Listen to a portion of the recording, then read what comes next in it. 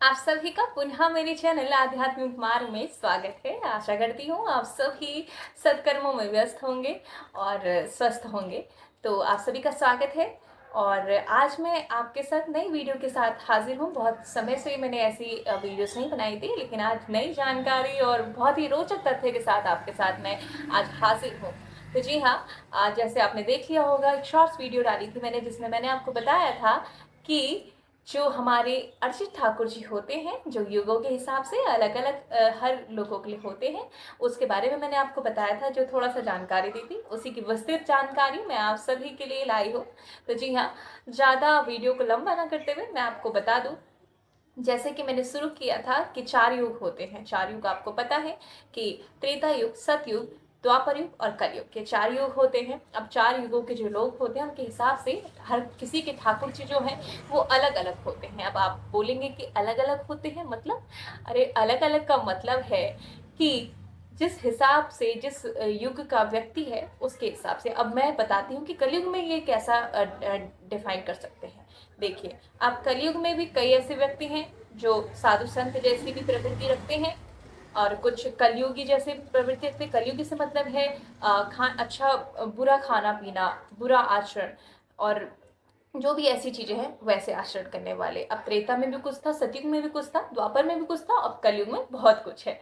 तो उसी के अनुसार हर किसी के अर्चित ठाकुर जी अलग होते हैं। अब कलयुग में जो धाम और तीर्थ बताए गए हैं वही डिफाइन मैं आपको करना चाहूंगी। और वो कुछ ऐसे हैं कि जो मैंने बताया था कि बद्रीनाथ धाम जो उत्तराखंड में स्थित है, और 4 धामों में से एक धाम है, हरि का धाम जिसे कहा जाता है।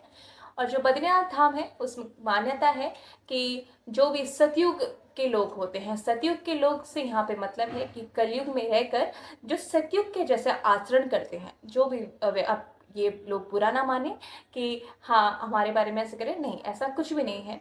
ठाकुर जी सब पे कृपा करते हैं, पापी हो पुण्यात्मा सब पे करते हैं। आगे मैं आपको बताऊंगी और बारे में भी। लेकिन जो बद्रीनाथ धाम है वो सतयुग के लोग जैसे, जो सतयुग के जैसा व्यवहार आचरण रखते हैं, उनके जो ठाकुर जी हैं वो बद्रीनाथ धाम में पूजे जाते हैं। अब आप शायद बहुत सालों से आपने सुना होगा, कुछ लोगों ने, कुछ नहीं जानते, तो मैं उनको बता दूं कि बद्रीनाथ धाम में जाकर जाना तो चले जाएंगे, लेकिन वहाँ पे रुकना, और कई लोग तो दर्शन करके भी नहीं आ पाते हैं, इतनी वहाँ परेशान, कुछ ना कुछ बाधा आ जाती है। तो जिनके पूजित और अर्जित हैं वही वहाँ पे कर पाते हैं। दूसरी बात, अब दूसरी जो है वो त्रेता युग है। त्रेता युग में कौन से धाम या तीर्थों में हमारे जो ठाकुर जी हैं त्रेता युग के लोगों के हैं, उनके पूजित होते हैं, क्योंकि कलयुग में रह के जो त्रेता युग जैसा आचरण, जैसे मैंने आपको बताया, वो रखते हैं, वो त्रेता युग में उनके ठाकुर जी अर्चित होते हैं, यानी कि पूजे जाते हैं। तो वो क्या है? वो है रंगनाथ, जो कावेरी नदी के तट पर है। और कहा जाता है पुराणों में कि श्री राम जी के वो आराध्य हैं, अर्चित हैं, जिनकी वो अर्चना करते थे। ठीक है। तो जो त्रेता युग के लोग जो कलयुग में होकर भी त्रेता युग जैसा आचरण रखते हैं, तो उनके जो पूजित और अर्चना कर जिनकी कर सकते हैं, जो सभी मनोकामना को पूरी करते हैं, उनके भगवान रंगनाथ, हम वहाँ पे वो पूजे जाते हैं। अब तीसरे लोग हैं जो है द्वापर युग के।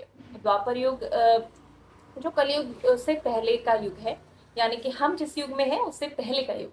तो द्वापर युग में जो बोलते हैं कि कौन सा धाम या तीर्थ होता है, द्वापर युग में द्वारिका को कहा जाता है कि वहाँ पे ठाकुर जी पूजे जाते हैं जो द्वापर युग के जैसा आचरण करते हैं, या उन जैसी प्रवृत्ति है जिन लोगों में, उनके जो ठाकुर जी हैं वो द्वारिका में पूजे जाते हैं।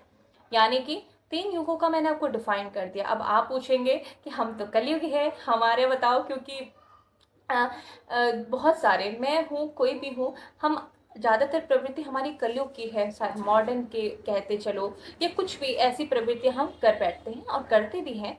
तो कलयुग के भगवान, अब ये बहुत सारे लोगों को पता भी होगा, शायद मेरे बोलने से पहले उनके दिमाग में क्लिक हो जाएगा कि किस बारे में मैं बात करने वाली। जी हाँ, जो कलयुग के भगवान है, जो अर्चित भगवान है, जो कलयुग के जैसी प्रवृत्ति रखते हैं, वो हैं जगन्नाथपुरी। जी हाँ, जो हमारे जगन्नाथ भगवान हैं, जो जग के नाथ हैं, उनको कलयुग का भगवान इसीलिए कहा जाता है कि क्योंकि कलयुग में क्या है, कि पापी भी बहुत ज़्यादा होंगे, पुण्यात्मा भी होंगे, लेकिन पाप करने वाले, बुरा बोलने वाले, बुरा खाने पीने वाले, आचरण करने वाले, किसी का अहित करने वाले ज़्यादा होंगे।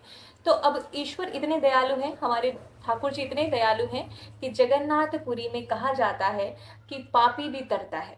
जी हाँ, पापी और जो बहुत बुरे आचरण करने वाला है वो भी जगन्नाथपुरी जाकर उसका पार लग जाता है। तो इसीलिए जगन्नाथपुरी जो है वो कलयुग के भगवान कहे जाते हैं, यानी कि जो कलयुग का पूरा पूरा आचरण रखते हैं अपने अंदर, उनके भगवान, उनके ठाकुर जी जगन्नाथपुरी में पूजे जाते हैं या अर्चना की जाती है। अब देखिए, इसमें ये ऐसा मत कहिएगा कि मैंने किसी को ये नहीं कहा है कि वो सतयुग के जैसा नहीं है, त्रेता युग के जैसा नहीं है। देखिए, हर युग में कुछ ना कुछ कमी रही थी और बहुत सारी अच्छाई। ये हो सकता है कि 100-70 का, 100-90 का ये फर्क रह सकता है, लेकिन ऐसा नहीं है कि हर किसी में बहुत अच्छा था सब कुछ और बहुत कुछ बुरा था। तो देखिए, हर किसी के लिए ठाकुर जी ने व्यवस्था बनाई है, तो सिर्फ उसके अनुसार मैंने आपको बताया है कि ये जो 4 मैंने आपको युगों के अनुसार बताया है कि पूजा अर्चना जो है वहाँ पे की जाती है, इसीलिए हर किसी का महत्व है। अब ऐसा नहीं है कि ये 4 बताए हैं तो इन 4 के अलावा महत्व नहीं है। हर किसी धाम का, हर किसी तीर्थ स्थल का, हर किसी लिंग का देख लीजिए आप, ज्योतिर्लिंग हो, कोई भी सिद्ध पीठ हो, हर किसी का महत्व है। बस ये जानकारी है कि ठाकुर जी, क्योंकि ठाकुर जी हरि विष्णु के अवतार है, हमारे पालन करता है, तो उनको विशेषता डिफाइन किया जाता है हर पुराण में। उसके अनुसार ही मैंने आपको ये जानकारी दी है। आपको ये जानकारी कैसी लगी आप ज़रूर से कमेंट करके बताइएगा, और अगर मुझसे कुछ भी गलती हो गई हो बताने में या आपको समझाने में तो मुझे क्षमा कीजिएगा।